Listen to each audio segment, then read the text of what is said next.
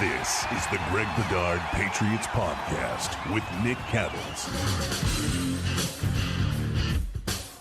You are listening to the Greg Bedard Patriots Podcast with Nick Cattles, part of the CLNS Media Network. And this episode is brought to you by Prizepicks, largest daily fantasy sports platform in North America. Download the Prizepicks app today and use code CLNS and get $50 instantly when you play $5. If you're watching this episode, I'm in a hotel. I'm on the road. I'm not in a cave. You can see a little bit behind me. You should have seen this before I hit record. And Greg and I were trying to coordinate to make sure I didn't look like I was lost in some cave. But here I am. Let's get to it. Let's start with Drake Maye. Greg, Drake Maye was working apparently with receivers recently. Your thoughts on that? Yeah, so it was interesting. I'm not on these Instagram streets like like Mike Giardi and these people who are like looking at stories and I like my bandwidth I think is decently big, but it's not for all that stuff. But it looks like from what I could gather, there was a picture. Looks like it's California or something, but not really sure. You have Ramondre Stevenson, Josh Dobbs, Kendrick Bourne, Stephon Diggs, Drake Maye, Hunter Henry, Kyle Williams, Jalen Polk, and Demario Douglas. First of all, in terms of them getting together, I mean, look, it's great. We've talked about this before in the past. Whether they do or whether they don't, I don't really care. It doesn't really mean anything. I mean, it's nice, and it's nice for the camaraderie. Remember Bailey Zappi got a group together. I don't know if it was in Vegas or it was California or something, and they're having pizza and like whatever. Yeah, that was awesome, and really resulted in big things for the Patriots. Where's Mac Jones? All that stuff. It's good for the camaraderie for these guys to get together. Is it going to make a difference on the field come September? No. These guys have plenty of time in training camp, downtime in training camp, preseason games on the road, two joint practices in Minnesota on the road where they're together, joint practice against Washington here. There's plenty of time for these guys to get everything they need done, let alone what they do during the season, and they're there like every day together.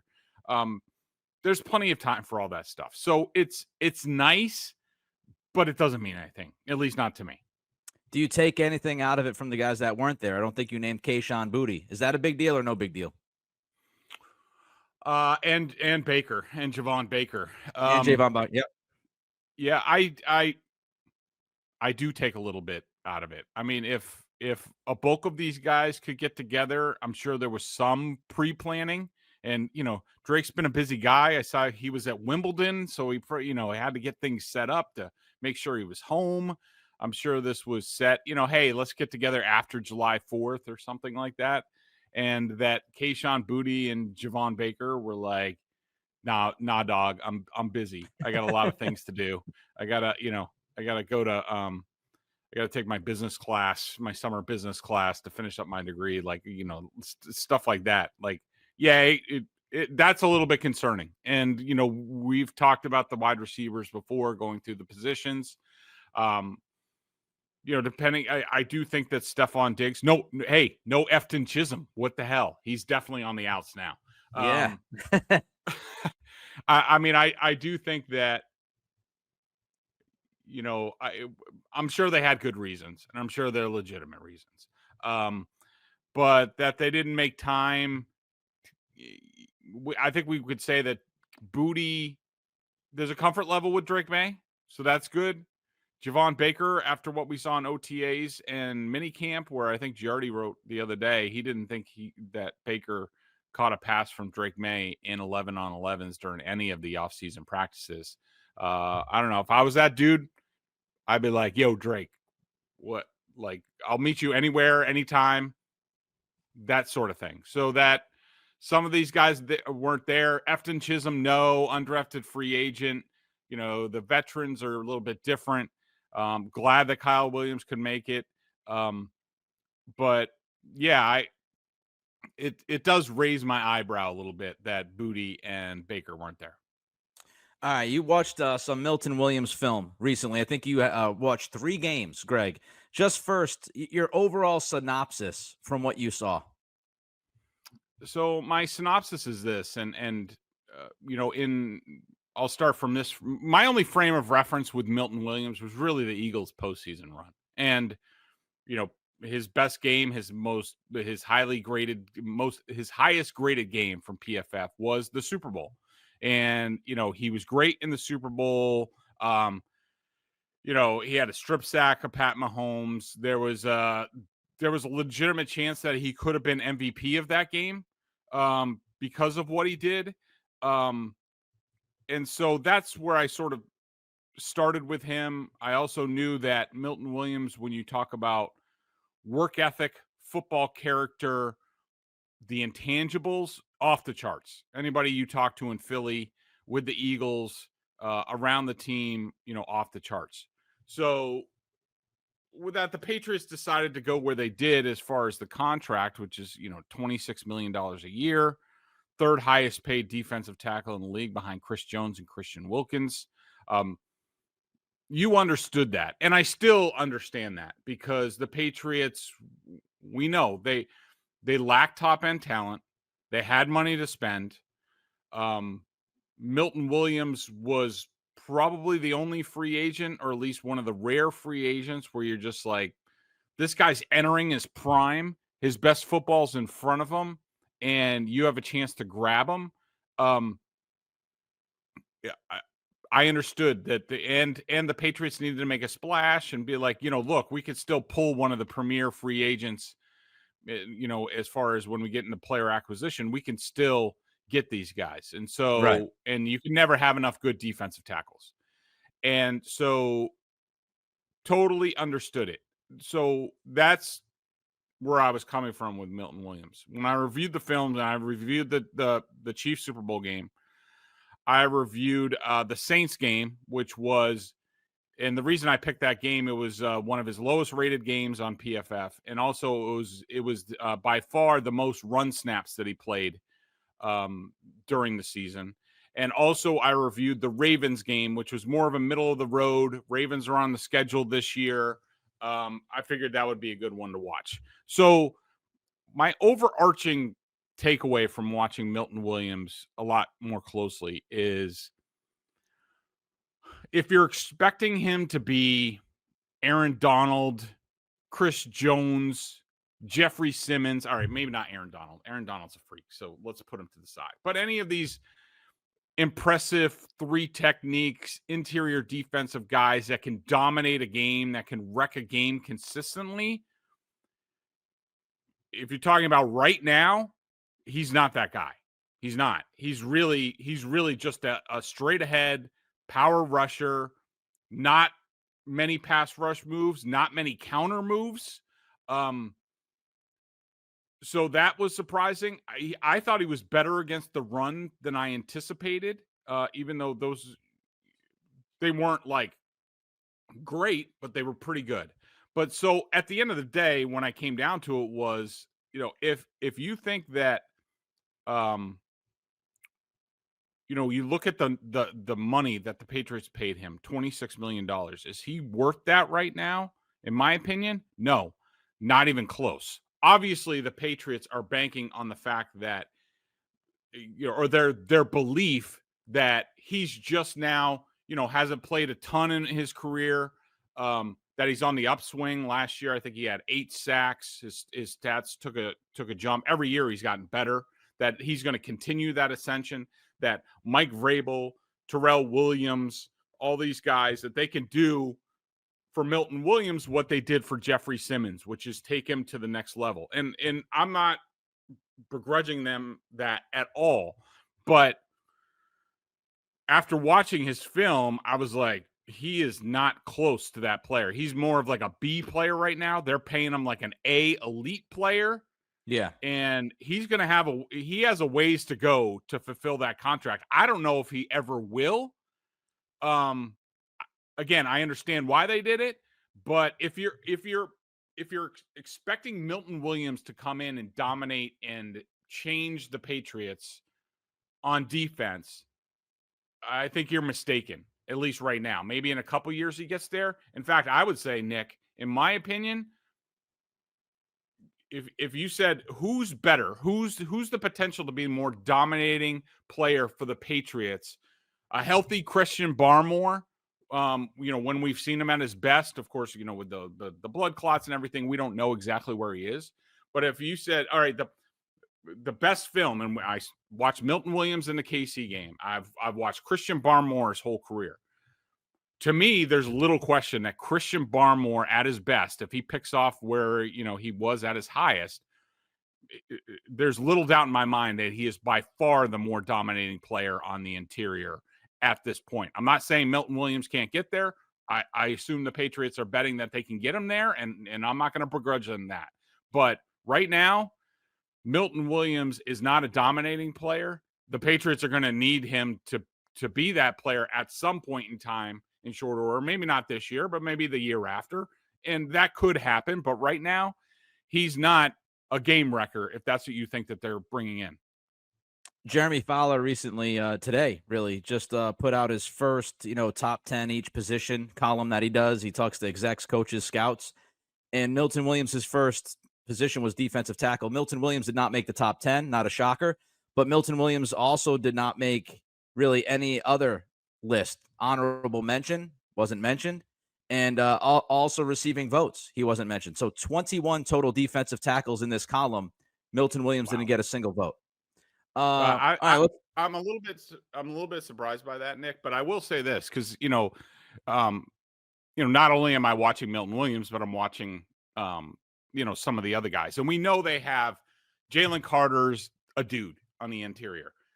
They also have Jordan Davis, and basically the way the Eagles did it is Jordan Davis would be in there on like the first two downs, then Milton Williams would come in, and Milton Williams would get like the next series for a while and then come out. But so they also have I can't find the kid. Oh, so they have this guy, Moro Ojomo, number 97. Okay, he was a 7th round pick in 2023. So a couple things on that. So it's basically, in the Eagles, they're the Super Bowl champs. They've been contenders. They have a high price. They have a lot of people they need to pay. So we all understood why they didn't pay Milton Williams. But I think all things being equal, I'm not sure whether they would have paid Milton Williams, because it was a little puzzling to me that not puzzling, but I mean, I understand it because of the money. But so they picked up Jordan Davis was about to enter his last year. They picked up his 5th year contract option. That's like 13 or 14 million, which you understand just from a monetary, it just makes sense financially. Jordan Davis has not been that great since he's entered the league. There's been questions about his conditioning, all that stuff. He's played better last year. He's a good player. But this kid, Ojomo, he basically, there were times where he would spell Milton Williams.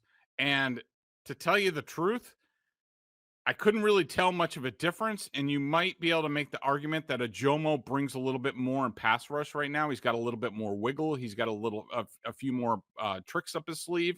So it doesn't surprise me that I'm just saying, if all things being equal, or the Eagles didn't have to worry about their roster and who they had to pay. I think they still probably would have moved on from Milton Williams because, Ojomo is just that good. And I think they think Davis has a few more levels to go. So I just thought that was interesting. We got a lot of the context from you through the first 14 minutes or so as far as why Milton Williams would play less than 50% of the snaps last year for the Eagles. But what's most important, Greg, is how many snaps will Milton Williams play this year for the Patriots? What's his role in 2025? He's, considering what they're paying him, he's definitely a starter. I mean, I think he's going to be somewhere probably around 60 to 70% of the snaps. I mean, the Patriots do have some, internal options. We know that, we've talked about Tonga on, how he's going to be sort of a, run stuffing guy. I think he's going to be Williams is going to be right next to Christian Barmore. You also have Farms, you have Jaquelin Roy, you have Josh Farmer, the draft pick, Ritzy, who we talked about.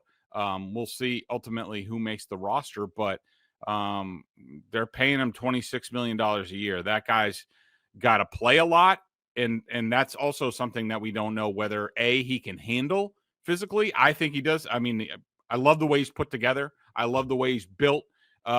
He is a prototype 3 technique.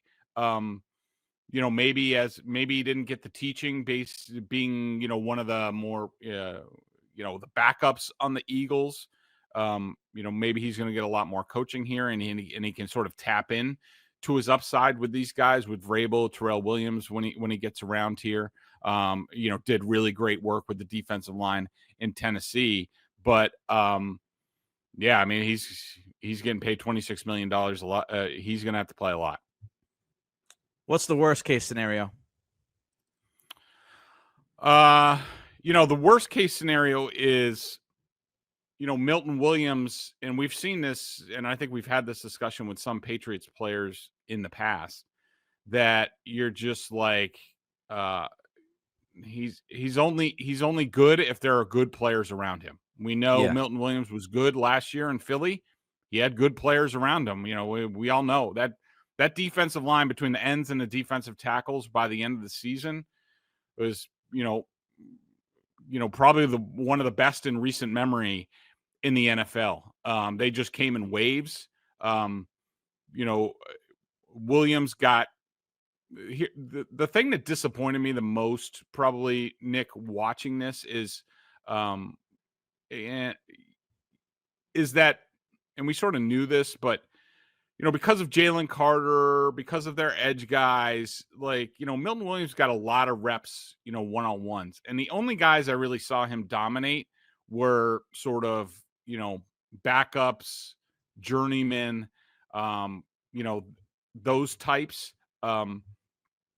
If now there's a chance that he might get double teamed. And so the Patriots almost need, I think, for Williams to go off, I think the Patriots almost need Christian Barmore to be dominating and be such a problem that he's getting the Jalen Carter treatment.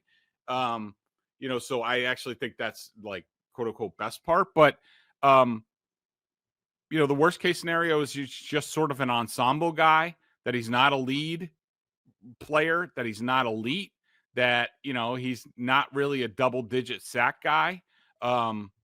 And the worst case scenario is he proves that he can't hold up to a full-time role, or he can't handle a full-time role. I mean, I don't think any of that stuff's going to happen, but you can't rule any of that stuff out. All right, we did worst case. Best case, what's his ceiling? I think the ceiling is Jeffrey Simmons, which is, unreal. And, you got to remember, and of course, the Titans and Vrabel and Terrell Williams, they got Jeffrey Simmons. They drafted him. They developed him. He got better every year. In his third season with the Titans under Vrabel, Simmons went from 3 sacks and 44 pressures to 14 sacks and 66 pressures in 2021. I mean, Jeez. Yeah, that's the ideal scenario, and I don't rule that out. Yes, I'm being a little bit critical of Milton Williams, and this is just a snapshot of where he is now, and that we've talked about this before, because people are going to clip this and they're going to use it against me. You said he was a bust, that he wasn't going to be any. No, what I'm saying is where he is today. Players are not stagnant. They either get better or they get worse. I think Milton Williams is going to get better. The Patriots are banking that Milton Williams is going to get better. And, could I see him being a Jeffrey Simmons type? Probably not this year, but with a full year in the system, with the coaches, with skill development, probably, making that jump from Jeffrey Simmons from a second and third year. Could I see him doing that in the best case scenario next year? Yeah, I could. And I think that's what the Patriots are banking and paying on. All right, we're going to talk about the safety room pre-training camp. Before we get to that breakdown, Greg wants to tell you about Prizepicks. Prizepicks is the best place to turn your sports knowledge into cash. With millions of members, Prizepicks has made daily fantasy sports accessible to all. You just pick more or less on at least 2 players for a shot to win up to 2,000 times your cash. Run your game all season long on Prizepicks. You can mix and match player projections from different sports on Prizepicks. Combine your favorite baseball, esports, tennis is going on, golf is on. I'm sure, Nick's all over the Boston baseball team right now. They're red hot playing against the suckbags of the league. So definitely cash in on that. They've been scoring bunches of runs. Prizepicks invented the flex play, which means you can still cash out if your lineup isn't perfect. You can double your money even if one of your picks doesn't hit. Prizepicks puts their members first, so all withdrawals are fast, safe, and secure. When my picks hit, I can get my money in as quick as 15 minutes. Prizepicks also offers weekly promotions that can lead to big payouts like Taco Tuesday each Tuesday, which is today. Prizepicks discounts select player projections up to 25% to provide even more value for your lineups. Download the app today. Use code CLNS to get $50 instantly after you play your first $5 lineup. Again, that's code CLNS to get $50 instantly after you play your first $5 lineup. Prizepicks, run your game. I said safeties. I lied. We'll talk linebackers in a minute. But for those listening, we ask that you subscribe to the podcast, like and leave a review. For those watching the show on CLNS, go ahead, hit that like button, and subscribe to the Patriots Press Pass YouTube channel. You can find our show and a lot of other great Patriots content there. Make sure to turn on your notifications as well. And check Greg and Mike Giardi out at BSJ. $50 for the year. Tremendous coverage over there. I've been a member since day one, even when Greg used to make me pay for it, which, by the way, was way too long since I worked with him for a number of years. Anyway, I digress. All right, let's talk linebacker. Let's begin with Robert Spillane. He is a Pro Football Focus darling, Greg. He obviously has a lot of production, especially when you look at tackles.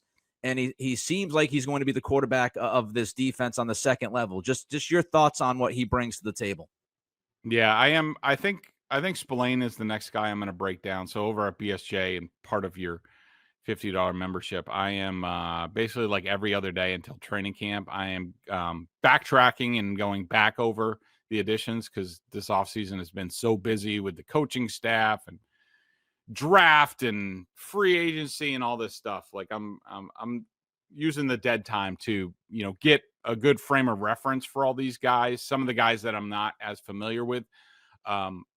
So I'm reviewing those guys, posting video analysis, giving you my thoughts, strengths, and weaknesses, stuff that like Nick went over. Spillane is a guy that I have a frame of reference because, when Josh McDaniels was out there, I watched all the Raiders film to sort of see what he was up to. And Spillane is a guy that I've always loved. It did not surprise me that they jumped on him. I love him as a player. I think he does everything you want a middle linebacker to do. He's smart. He's tough. He diagnoses very quickly. He hits the hole quickly. He can cover a little bit, communicates really well. I feel really good about the middle linebacker position as far as Spillane. You do wonder, I would say, probably one of the things that you worry about with Spillane and is just, because that's a tough position. We've all seen it in terms of, guys, he's a little bit undersized. He's like 6'1", 229. He's played over 1,000 snaps the previous 2 years for the Raiders. Before that, he played about 1,200, 1,300 total for the Steelers, sort of in that like their pass coverage linebacker. So probably the biggest worry about Spillane, and it would sort of leave a big hole. And now that I think of it, Nick, I wonder maybe if this is why Tavai has been sticking around, that he might end up being the backup middle linebacker, which I hadn't really considered before till I just started talking, which is interesting. But I think, the worry is, can he keep this up? Can he continue to play 1,000 snaps a season at that collision position? And, but outside of that, I love the guy. I think Patriots fans are going to love him. He's always impressed me on film. He'll be helped a lot, sort of like when I covered Zach Thomas. I'm not saying he's Zach Thomas, but we all know Zach was undersized, 5'11", 215 pounds. But the reason why Zach Thomas was so effective for so many years is he had a lot of big guys up front in front of him, taking up offensive linemen, keeping him off him, and he just could go run and hit. Whether that was Tim Bowens or Daryl Gardner, or, they always had guys. And you're hoping with, Christian Barmore and Milton Williams and all these dudes up front, that happens the same, because Spillane is one of those guys that needs that, I will say. And with the Raiders, he didn't have a ton of that, and he was still a really good player. But I love Spillane. As long as he stays healthy, I think Patriots fans are going to be very happy, and he'll probably be a fan favorite around here. Yeah, he turns 30 a couple of weeks before Christmas, so you're on the precipice of a danger zone there. Jahlani Tavai, you had him down on your roster as being traded. With the epiphany you just had about 90 seconds ago, do you want to change that, or do you think he could get dealt still? I still think he could get dealt. I want to say, and I'm going to have to see more about this team on the field. Now I'm trying to remember, and there's a lot of snaps and they're doing a lot of different things. I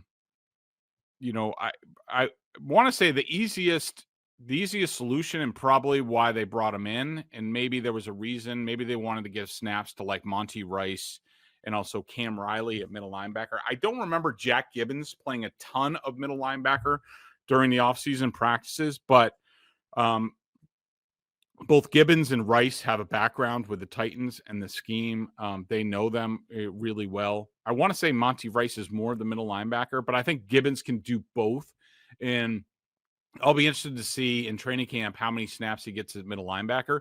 If they feel good about Gibbons and or Monty Rice, which it would not be a shock. I have both of those guys on my roster for this reason, where they're just like, all right, well, if something happens, Gibbons and Rice can play both inside linebacker spots, and we can be okay. But I do wonder if they give a healthy Jahlani Tavai a little bit more of an opportunity to, perhaps prove that he could be that. And give Tavai credit. I mean, it looks like he's cut some weight. He's gotten into better shape. We know his versatility. He can play his best attribute, probably his versatility, is very similar to Kyle Van Noy, who Tavai replaced, where he can play inside linebacker, he can play weak side linebacker, he can play edge if you need him to. I don't think Gibbons, Rice, Elliss, none of those guys had that potential. Is that enough to grab a roster spot for Tavai? Possibly. But as of right now, I think the more the new Patriots coaches see him, the more they're going to realize that he's not really a fit for them, and that maybe a more veteran team, maybe somebody that suffers an injury, decides, let's go get Tavai to make sure we're covered. He's a veteran. He's seen a lot. He's won a lot of games, with the Patriots at times. So maybe he would be better. I still think he's trade bait. All right, you touched on Gibbons and Rice there. So I want to ask you about Elliss. Obviously, the Raiders offered him a pretty nice deal over 2 years. Patriots matched that offer. So he comes back.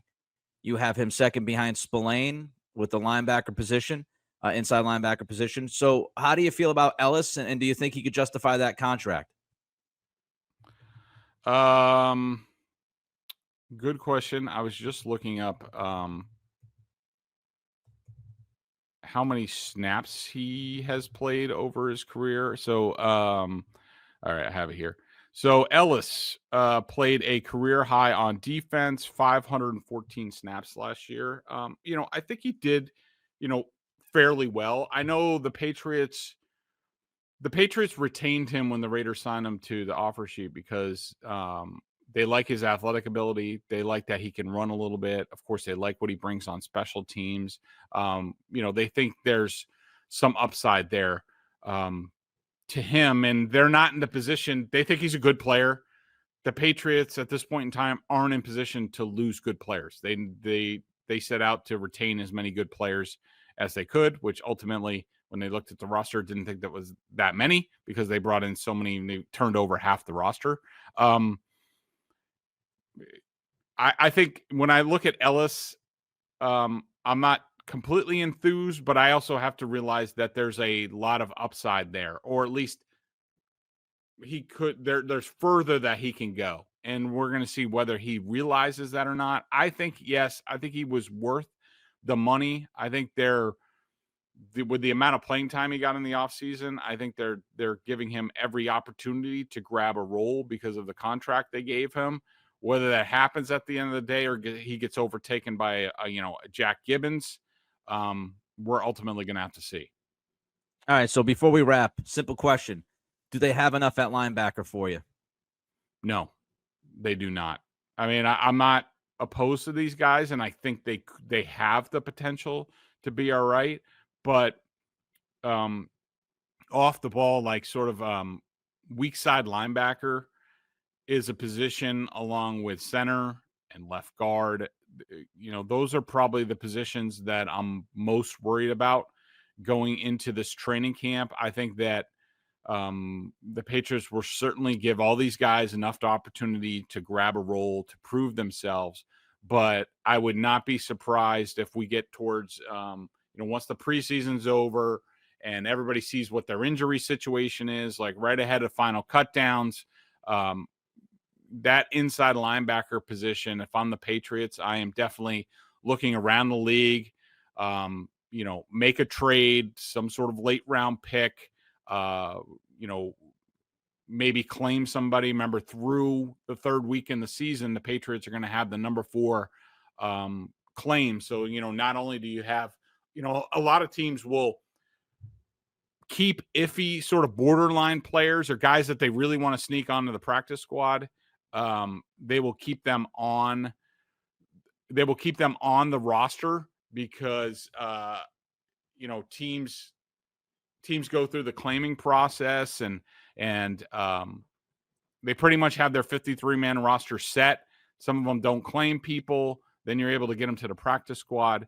But I think the Patriots will definitely be looking once we get to the end of camp. I think they will be looking to acquire another, maybe a little bit more athletic body at linebacker, either through trade or through the cut down claims process. All right. He's Greg. He's going to run to an appointment, drive through the city. So good luck to him. We'll talk to you next time. Appreciate every single one of you.